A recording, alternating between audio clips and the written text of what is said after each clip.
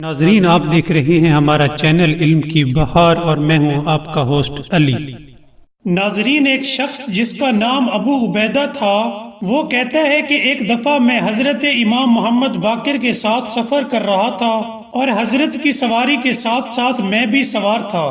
جس وقت سوار ہونے کا وقت ہوتا تو پہلے میں سوار ہوتا، بعد میں حضرت سوار ہوتے۔ سوار ہونے کے بعد مجھ سے مصافحہ کرتے۔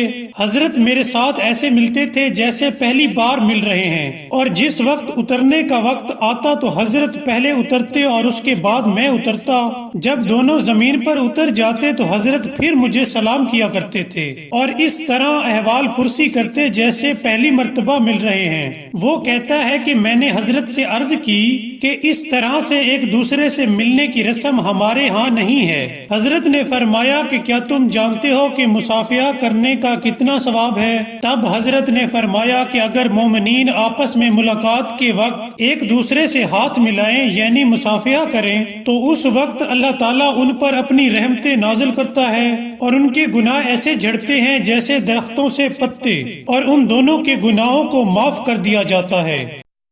ناظرین، اگر آپ کو ہماری ویڈیو پسند آئی ہو تو سبسکرائب کرنا مت بھولیے گا۔ Thank you.